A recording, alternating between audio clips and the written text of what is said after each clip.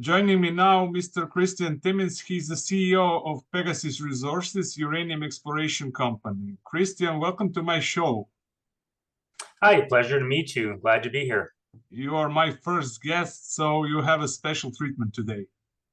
You're my first interview, so you have a special treatment yourself. Great. Let's get started, Christian.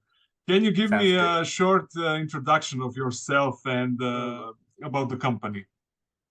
Hi, my name's Chris Timmins. I've been CEO of Pegausus Resources since February of this year. I'm new to the company. Pegasus Resources is an early stage explorer with a focus on the Athabasca Basin uranium assets. Okay. Would you agree that we are in very interesting time for uranium? Can you share your thoughts on the macro side of the story for uranium, and what catalysts do you see to do a next heavy lifting for the industry? Well, I love uranium as a long-term play here. We know that everyone's trying to decarbonize our environment here, which I'm fully on board with. And the way to do this is, in my opinion, is through nuclear energy. I'm actually a fan of the small modular nuclear reactors, SMRs. I think that we're going to see a huge demand in those over the next decade plus. I agree. They're too convenient. Like, you can put them where the energy is needed. They're set up like a factory. Like, you just make the modules, you bring them in, and you can grow that base energy where you need it. So I think the future of uranium is going to be one of the dominant players in our energy makeup. It's going to be our base load, in my opinion. And we're going to see huge growth in the demand for uranium over the next decades. Definitely. I agree with every word you said. So your company has 4 uranium projects in the Athabasca Basin, which are in the Athabasca Basin or in the proximity of Athabasca, right? That's correct. Yes, we've got them on the outer edge. Actually, we're on the eastern side of the basin, just on the outside edge. Okay, and you have one uranium vanadium project in Utah, right? In Utah, we have Energy Sands. Yes, it's a past producing mine. We're really just getting started on that one here this summer. We will have some information coming out over the next few weeks, actually, as to what's going to be happening with that project. So right now it's really early stages. We're just getting started on it this summer. So we expect to have more news on that one in the near term. Okay.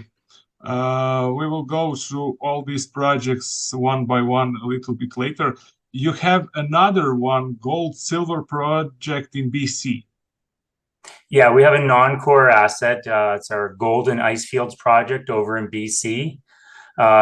It's one that we're looking to create some value for the company down the road. Being a non-core asset, we're in the process of figuring out what we want to do with it, how we want to move that forward. We are looking at several options, and several different parties are asking around about it. So we think we'll have some more news on that again in the future coming up. You mean that by some sort of spin out or some joint venture, or just a regular sale of property? We're probably not going to sell the property. We'll probably look for like an earn-in agreement or maybe a joint venture. Like, we love the property. We don't want to get rid of it, but we do want to have some help come in and move the project forward while we can stay maintained on our uranium assets. Okay. Let's start with those uranium projects you have in the Athabasca. Your flagship is Wollaston, right? We don't actually have a flagship. What we do have is our Wollaston is one of our larger claims. It is a long trend with some some big deposits like Triple R and Rough Rider and stuff like that. We love the Wollaston project, but it's still really early days. It has not seen any exploration other than in the 1980s, I believe, was the last real ground programs and some work up there.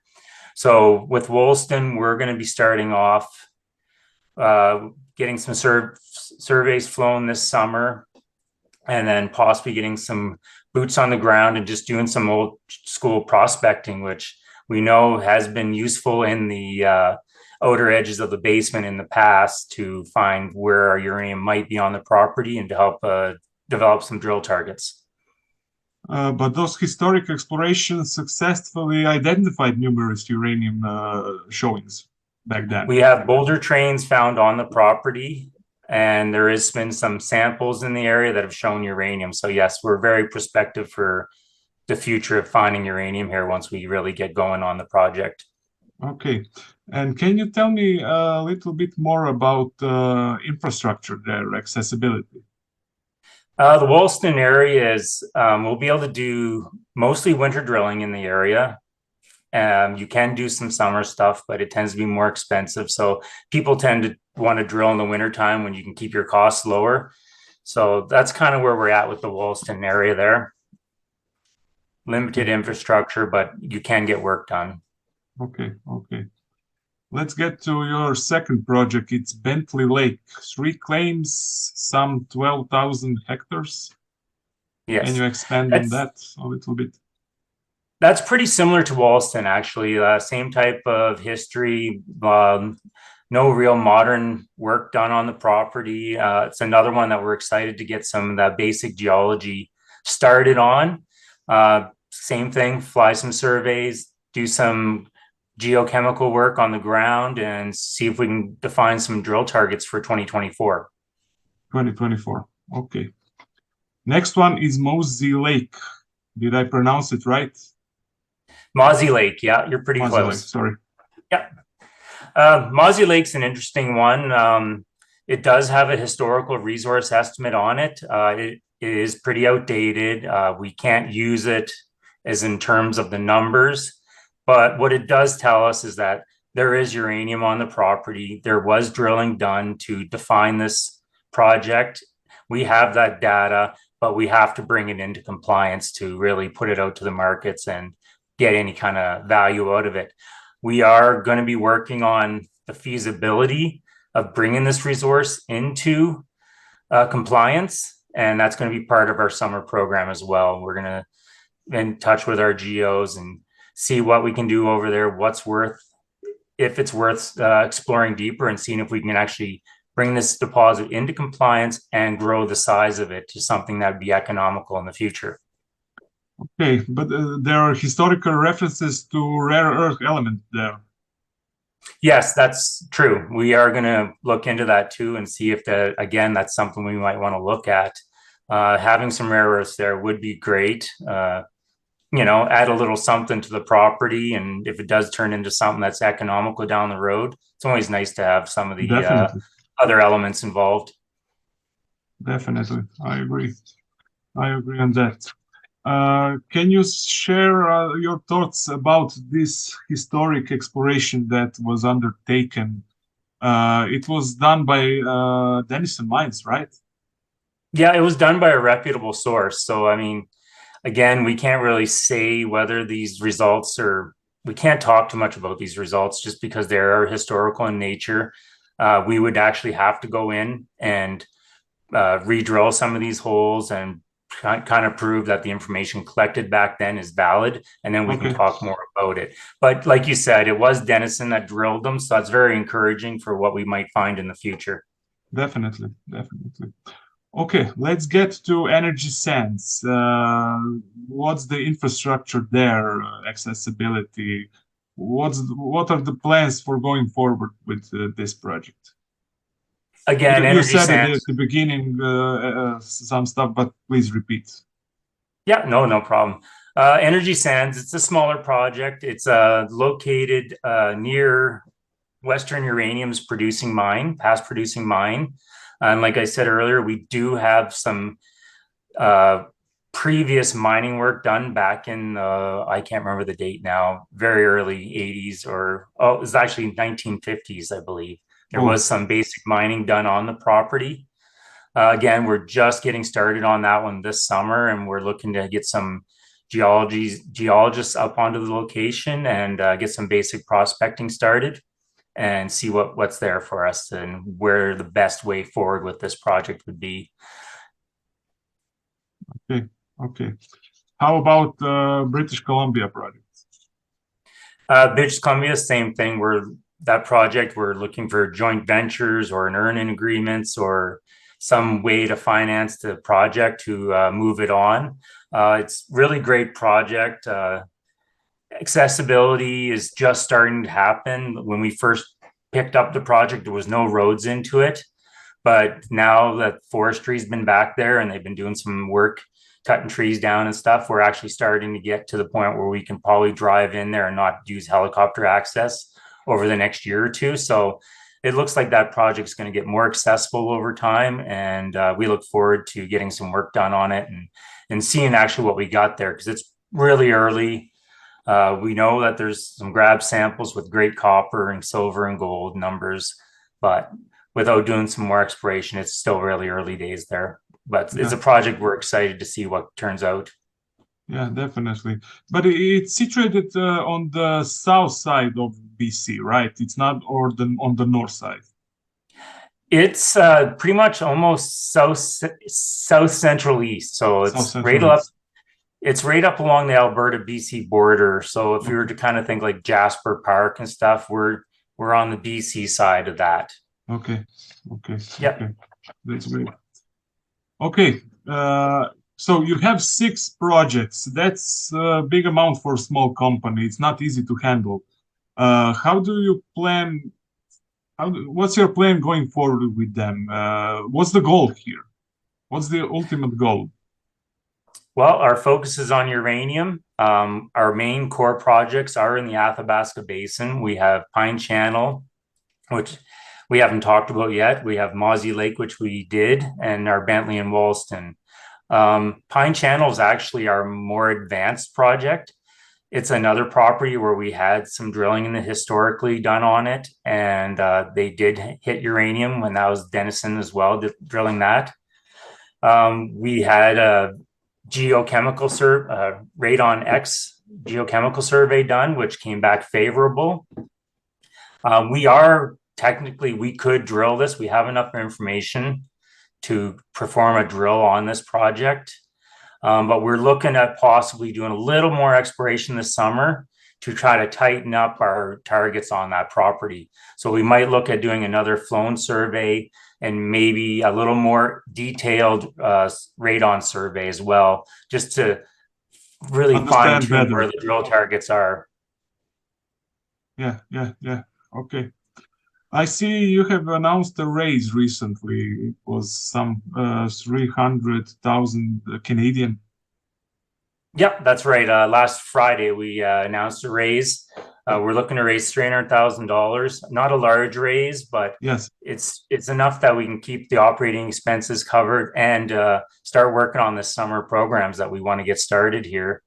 So basically, we're just doing a small raise. We want to keep everything moving forward, but not dilute the company too hard. And of course, with the market sentiment, especially uranium kind of lagging right now, it's we need to bring in some money. Of course, we want to keep all our projects moving forward, but at the same time, we don't want to raise a ton of money and really dilute the company down while the markets are quiet and sentiment's low. Come fall, winter, we're going to be looking to drill, so we will probably come back to the market at that time. And hopefully the sentiment's better and our share price is looking a little higher and won't be so dilutive for our investors. Okay. And what was the cash balance prior that private placement? We were just under 100,000 prior to that in the till. Okay. So where is that money going? If you can split that money, what amount goes to the ground or on the projects, and what amount goes to G&A? So we're looking at around giving 2/3 of this money is going to go into exploration. So that'll cover some of our, like I said, some airborne surveys, some geos on the ground, and just some of the other general items that are going to come up. Okay. So that's where the money is going to be going, is basically as much as possible into the ground. We're not going to spend a ton on marketing during the summer months. Again, this markets are quiet. We don't want to split money out on marketing right now. We'd rather put that money into the ground and really build up the fundamentals under the company. Being an early stage explorer, I feel it's more important that we show the markets that we're doing work over showing the markets that we exist. Definitely, I agree on that. Okay, Chris, can you tell me more about share structure? I mean, we currently, yeah, sorry. Yeah, sorry. Yeah, we just did a rollback here a couple months back. We are now down to having 11,700,000 shares outstanding, and about 15 million shares and change with options and warrants included. Oh, okay, okay. You did the share consolidation recently. It was 10 for 1, right? 1 for 10. That's correct. Okay. Yeah. Okay. How many shares are owned by insiders? About 2%. I own about 1.5% of the company myself, and then other insiders own about another 0.5. So insiders is about 2% in total. Okay. One important question. Your company is trading right now at below 1 million market cap. That's unbelievable with the company that has 6 projects. I think I never saw that. Why is market not appreciating your company? Well, we actually were pretty new to the uranium market. We entered uranium in fall of 2021. We did catch a good rise at the time, of course, because the markets were pretty frothy and uranium was catching some attention from them. And then, of course, as the markets bled down, us being a relatively unknown uranium player with no real history of getting any work done, I believe we're just unknown and we just haven't proven ourselves to the market yet. As coming on as new CEO, of course, that's one of the things I want to change is start to build up the story for your Pegausus Resources, start to show that we're going to be doing the work. We're going to be basically just doing what we need to show the markets we're a serious player here in the uranium market. And I think eventually over time, the valuation will come. Obviously, a share consolidation did hurt us a little bit, but I think it was worth it because it's going to make us more attractive long-term for new investments. And as the markets heat up again, I think we're going to be positioned to take advantage of that. Yeah, I believe so. Can you tell me more about your team? Pretty small team, actually. It's me as CEO and president, and then Dave is my CFO, and he handles most of our back of house stuff. So we're a small team. We do have lots of great outside help and stuff through the industry, but basically it's just me and Dave doing everything, and we're running a tight ship here. Okay. Last question. How can investors reach out to you? They can reach out to us at info@PegaususResourcesinc.com. They can also find us on Twitter under Pegasus Resources. You can find me on Twitter under Mr. Chris_Timmins. And you can find our website at Pegasus.com. Great. Chris, thank you very much for being my guest, and best of luck to you and your company. Thank you for the interview. It was a pleasure meeting you, and have a great day. Thank you, Chris.